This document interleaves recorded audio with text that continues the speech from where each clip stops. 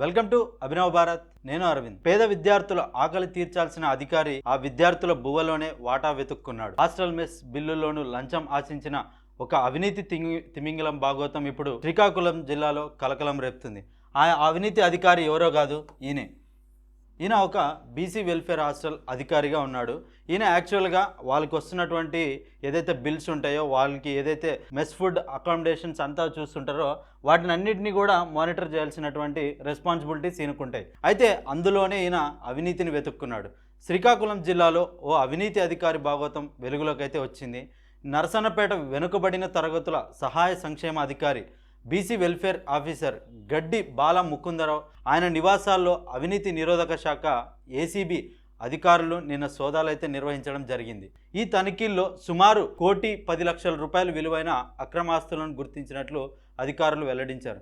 యాక్చువల్గా ఈయన బాధ్యతలు ఏంటి అని చూసుకుంటే హాస్టల్ నిర్వహణను పర్యవేక్షించడం, మెస్ బిల్లులను మంజూరు చేయడం, విద్యార్థుల భోజన వస్తువులని మానిటర్ చేయడం, వారి ఖర్చులను సంబంధించి బిల్లులను ఆమోదించడం, నిధులను విడుదల చేయడం, వీటన్నిటిని అంటే ఒక బీసీ హాస్టల్కి సంబంధించి ఆ విద్యార్థులకు ఏదేదైతే అవసరాలు ఉంటాయో అంటే మెస్ సంబంధించి కానీ, లేకుంటే అక్కడ వాళ్ళకి ఫుడ్ సంబంధించి కానీ, అకామిడేషన్స్కి సంబంధించి కానీ, లేకుంటే వాళ్ళకి స్కాలర్షిప్ సంబంధించి అంటే వీటన్నిటినీ కూడా ఈయన పర్యవేక్షణలో జరుగుతూ ఉంటుంది. అయితే ఇందులోనే ప్రతి విద్యార్థి తరపు నుంచి ఇంత రావాలి అని చెప్పేసి ప్రతి వార్డెన్కి ఆదేశాలు జారీ చేసి ఆ విద్యార్థుల్ని ద్వారా వసూలు చేసి అవినీతికి పాల్పడ్డట్టుగా కూడా ఏసీపీ సోదాలో వెలువడైంది. అయితే హాస్టల్లో విద్యార్థులకు అందాల్సిన సౌకర్యాలు సరిగ్గా అందుతున్నాయో లేదో చూడటం ఈయన బాధ్యత.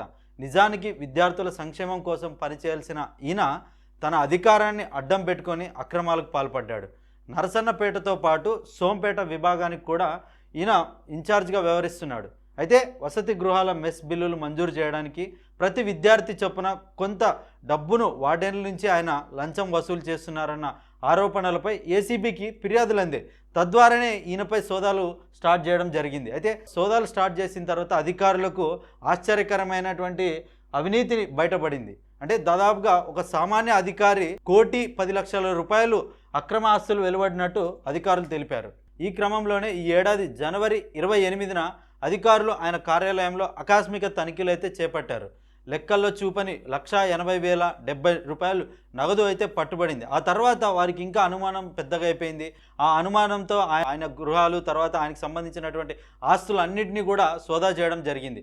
ఈ కేసు దర్యాప్తులో భాగంగా నిన్న శ్రీకాకుళం పట్టణంలో అయితే ఈయన బాల ముకుందరావు అనేటువంటి ఈయనకు సంబంధించినటువంటి 2 ఇళ్లలో కూడా ఏసీబీ అధికారులు ఏకకాలంలో సోదాలు అయితే జరపడం జరిగింది. ఈ సోదాల్లో రాజం, శ్రీకాకుళం, కొత్త వలస సబ్ రిజిస్టర్ కార్యాలయాల పరిధిలో 4 స్థిరాస్తుల పత్రాలు మరియు 322 గ్రాముల బంగారు ఆభరణాలు, 1.75 కిలోల వెండి వస్తువులు, కొంత నగదు కూడా, ఒక కారు, 2 మోటార్ సైకిళ్లను కూడా ఏసీబీ అధికారులు స్వాధీనం చేసుకున్నట్లు సమాచారం.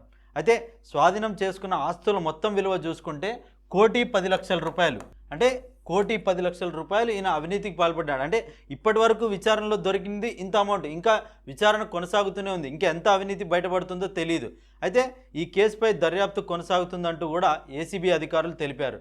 ఒక విద్యార్థుల భవిష్యత్తును తీర్చిదిద్దాల్సిన శాఖలో ఉంటూ వారి మెస్ బిల్లులను కమిషన్లు ఆశించడం సిగ్గుచేటుగా కనిపిస్తోంది. ప్రస్తుతం ఈ అవినీతి అధికారి బాల ముకుందరావు ఎవరైతే ఉన్నారో ఈయనపై అయితే ఏసీబీ విచారణ కొనసాగుతుంది. ప్రభుత్వ పథకాల పేదలకు చేరకుండా అడ్డుపడే ఇలాంటి అధికారుల తీరుపై మీ అభిప్రాయం ఏంటి? ఇలాంటి ఘటనలు పునరావృతం కాకుండా ఉండాలంటే ప్రభుత్వం ఎలాంటి చర్యలు తీసుకోవాలి? మీ అభిప్రాయాన్ని కమెంట్ రూపంలో తెలియజేయండి. Thank you.